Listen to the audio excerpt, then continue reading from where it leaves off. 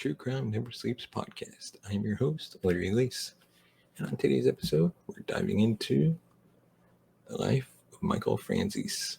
But first, we'd like to thank our sponsor, Pondex, for sponsoring this episode. Check them out today at pondex.com. Use the promo code Larry21 for 10% off your order. And you can also be a part of the show. Send us a voicemail at 682-305-0483.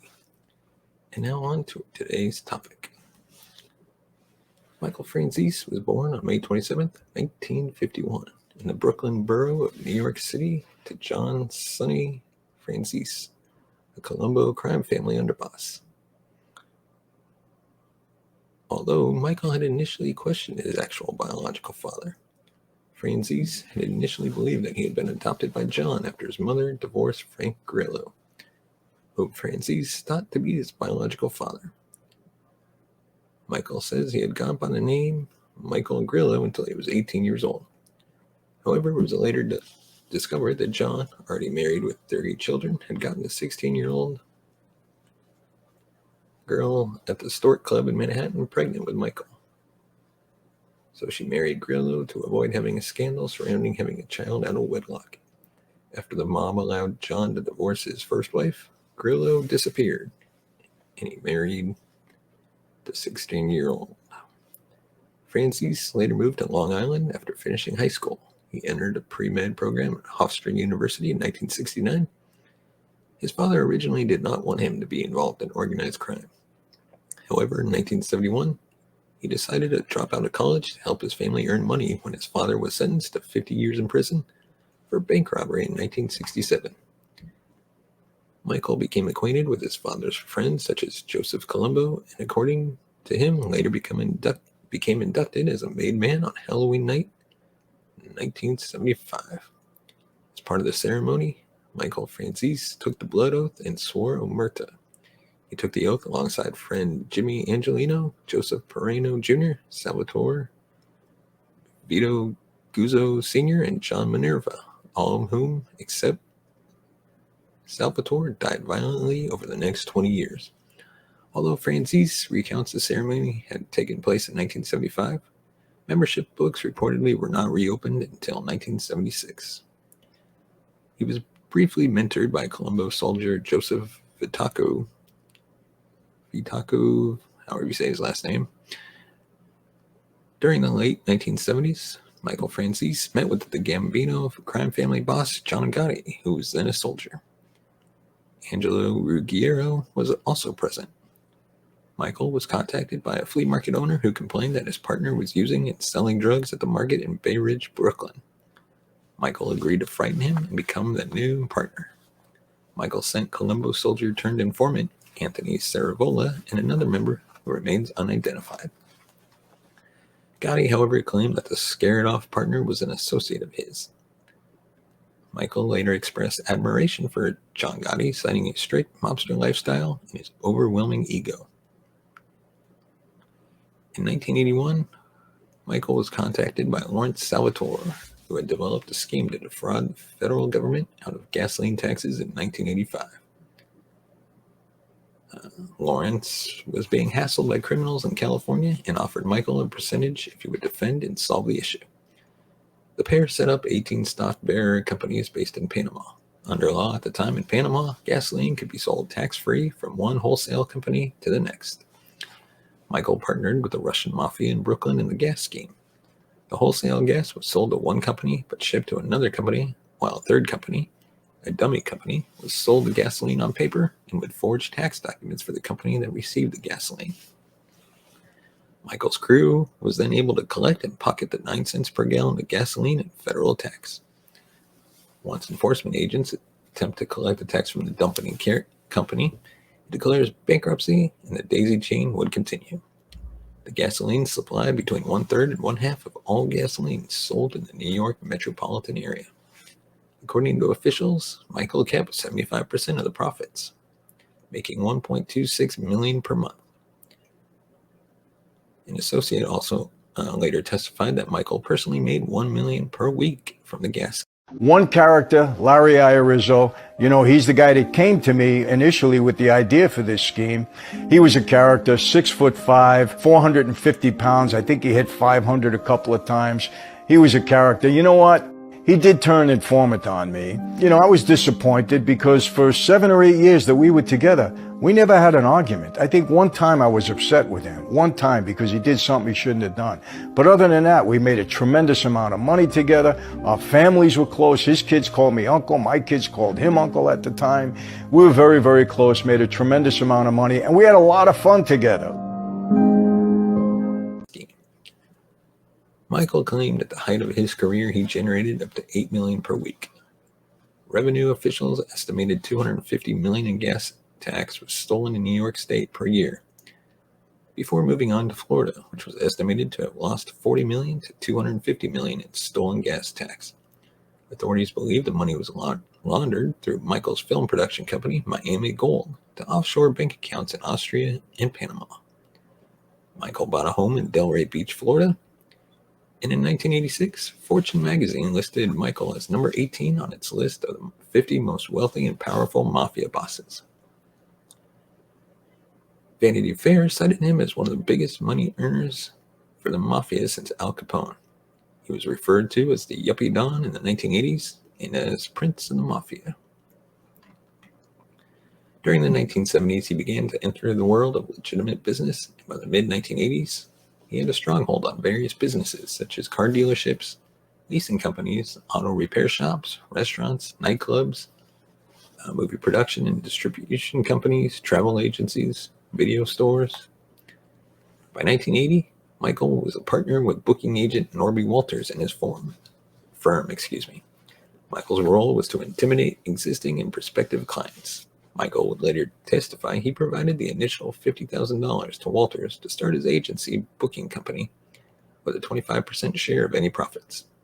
Additionally, he would assist with any entertainers Walters had problems with by meeting their agents. Michael successfully extorted a role for Walters in the U.S. tour by singer Michael Jackson and his brothers. In 1982, the manager for singer Dionne Warwick wanted to drop Walters as an agent. Michael met with the manager and persuaded him to keep Walters. In 1983, the FBI launched an investigation into boxing promoter Don King's organized crime connections and targeted Michael to introduce an FBI undercover agent using the alias Victor Quintana to King. Michael, who had never met King, says he was introduced to him by civil rights leader Al Sharpton. Michael claimed he first met Sharpton through the Genovese crime family mobster Daniel Pagano. Quintana was to give the impression that he was buying his way into the boxing world in order for King to reveal his criminal associations. However, the investigation collapsed after Quintana failed to follow through with several $100,000. In 1985, Walters set up a sports management agency with Michael as a silent partner.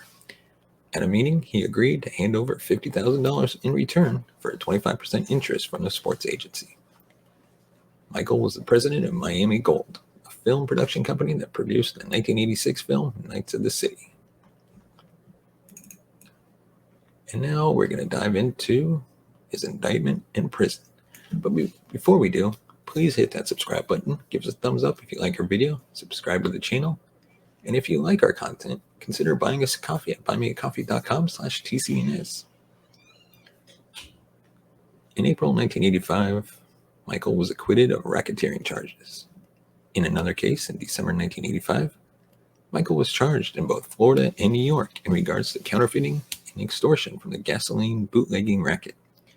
In New York, Michael was one of 9 people indicted on 14 counts. In Florida, Michael was one of 26 people indicted on 177 counts after a 16-month investigation in Florida called Operation Tiger Tail.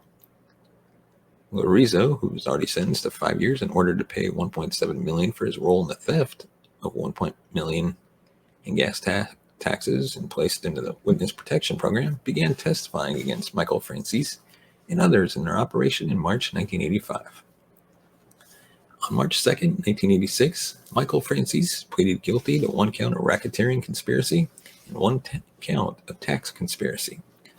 Michael Franzese was sentenced to 10 years in prison and ordered to pay $14.7 million in restitution on the federal charges. agreeing to sell his assets, including a mansion in Old Brookville, New York, the Miami Gold Production Company, and used proceeds from the Knights of the City film. He then reached a plea agreement and was sentenced to 9 years in prison for state racketeering charges in Florida, which would run concurrently with his previous conviction. He also was ordered to pay an additional $3 million in restitution to the state of Florida.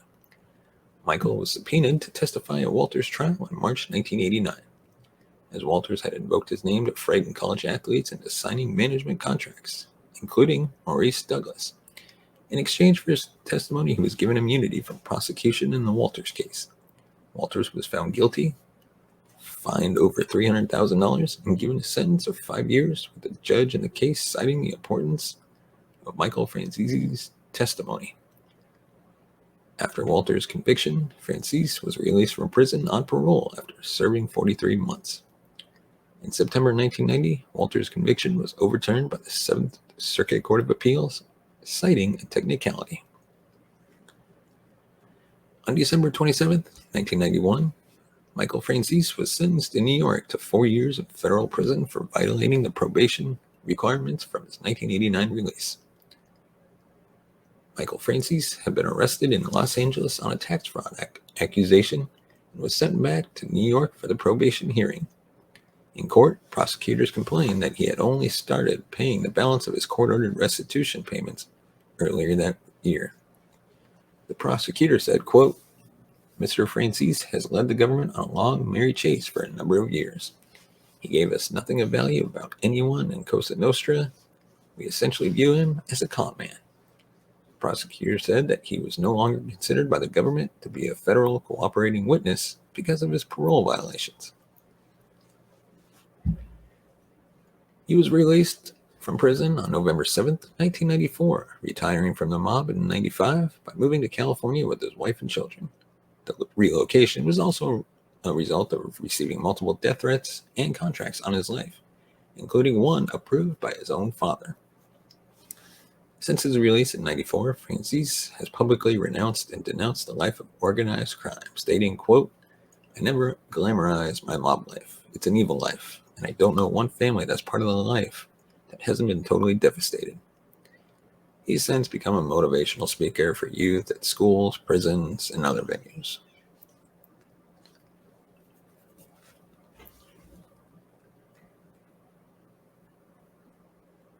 In 2010, Franzese's brother, John Franzese Jr., testified against his father in a racketeering case after wearing a wire during conversation with his father.